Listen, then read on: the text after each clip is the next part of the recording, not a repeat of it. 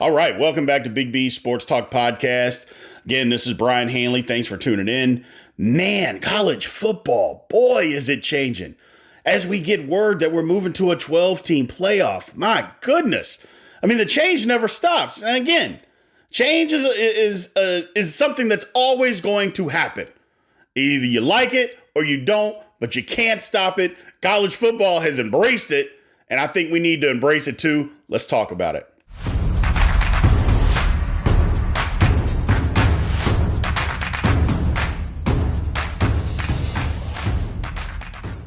So college football going to this 12-team playoff, I mean, the first thing, again, that we always have to understand is that money is what's driving all of this. Now, there's going to be some old heads, and not necessarily old heads in general, but there's going to be some people that are going to like the old traditional way. Look, you got to get on board because that way is gone. It's just gone. And I don't think that it's a bad thing. Look, there's going to be 12 teams in this playoff, whether we like it or not. So you might as well get on board, and you're still going to watch college football. All these people that talk about, well, I just won't watch. I can't watch it anymore. Yes, you do. And why would you deprive yourself of something that is good? It's not like college football is putting out a bad product. I mean, I could see if they were putting out and it was just bad football. It's not. It might not be the way that you want it to be, but that doesn't mean that college football is bad. It is absolutely not bad. Everybody likes college football. I mean, you do. If you were watching it 5-10 years ago, you're still watching it today. And if you're not, over some nonsense because you think that the conferences should be doing this, or hey, look, everything changes, people. Everything changes. You change. I change. Everything does. Why should college football be any different? It doesn't have to be the same ways that it was in the 60s, the 70s, the 80s, or the 90s. It doesn't have to be that way. And by the way, people didn't like how they did things back then either. So nobody's ever going to be happy.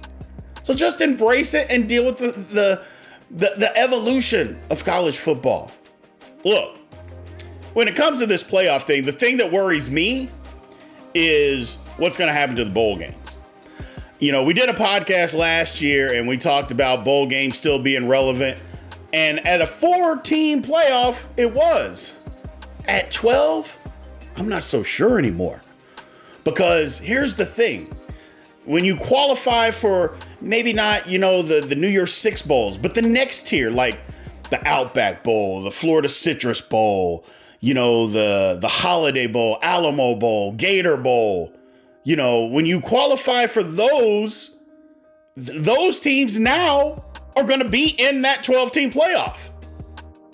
So then what do? You raise the bar, or I should say you raise the lower teams to get into those bigger bowl games. Well, then that's when you start seeing, you want to talk about bowls being irrelevant. Outback Bowl usually was an 8 or 9 win team. Now you're going to start seeing a 6-7 win team that go to those? No, I don't know, man. I don't know. Again, where do the bowls, where do they stand a chance? I guess is what I'm saying. The thing that we have to understand is, as a player, for the most part, guys like going to bowl games. You get treated like a king. You get all the food that you can have. They give out these crazy gifts nowadays. I mean, they gave out a lot of gifts even back when I was playing. It's threefold now. I mean, it's just tremendous what you get for going to a bowl game, which is great. But at the same time, is it really going to be relevant? And I know what everybody's saying is, how is it relevant, now? What's the difference? Because it's just 4 teams. And bowls still have a meaning right now.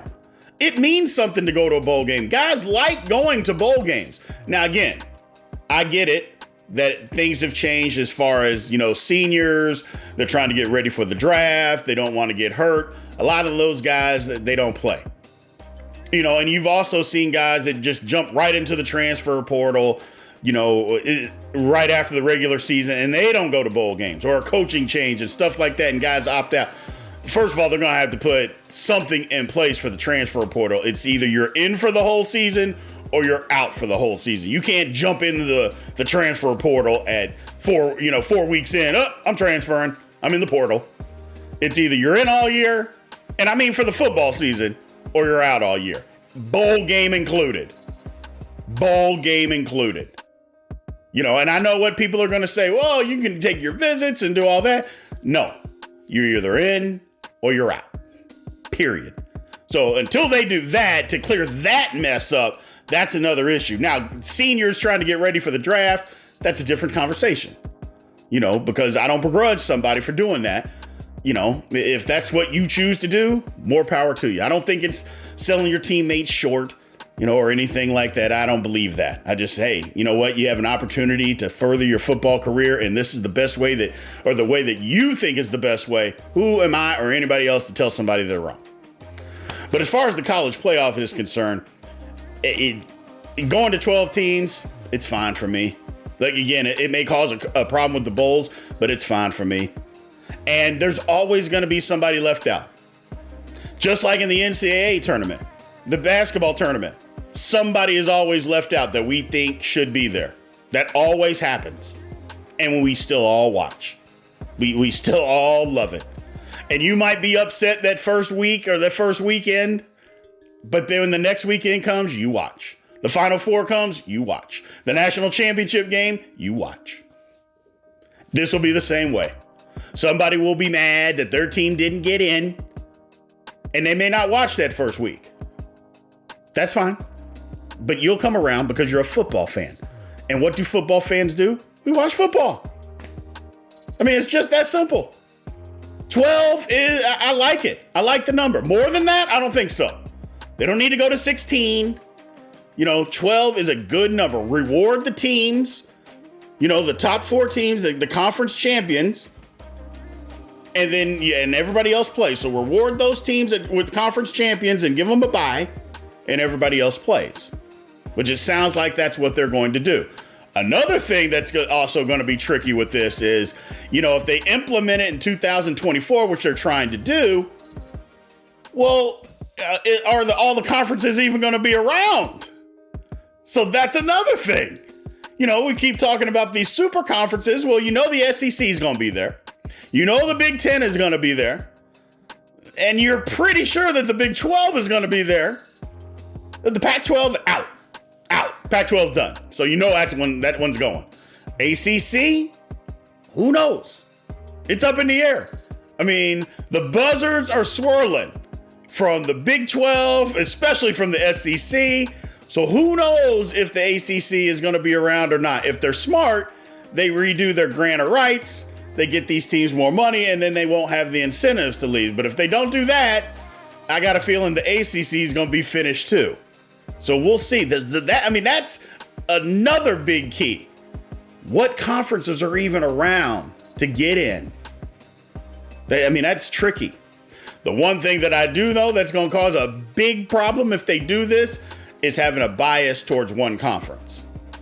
The first time that somebody with a four-loss team gets in, that's going to be a problem. That's going to be a problem. Don't tell me that some 4-loss Texas A&M or Auburn or 4-loss Michigan is going to deserve to be in a 12-team playoff.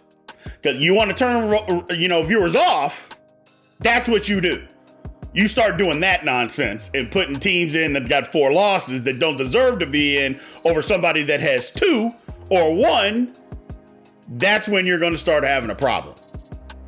So if they're smart and they do this the right way, they can capitalize and make all the money that they're trying to make, which more power to them. But if you do it wrong and you start favoring one conference over another and talk about, well, they play a tougher schedule. Hey, man, win. I don't care if your conference is tough. Fine. Win. Don't tell me that you're a 4-loss team and you deserve to be over somebody that's lost once or twice. I don't want to hear that.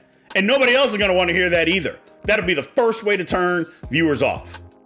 And I know the SEC and people are going to say that it's the greatest.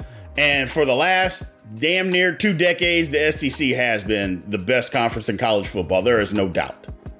But the one thing that I do know is the SEC doesn't have the most eyeballs, especially with this move of UCLA and USC going to the Big Ten. and you start favoring the SEC and putting 4-loss SEC teams in this thing, that'll turn those people off and you'll lose money.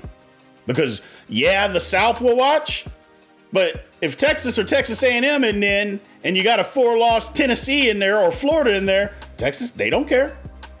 I live in Texas. We're not going to watch. We don't care. And those Texas and Texas A&M fans, they're not going to care. So you just got to be careful.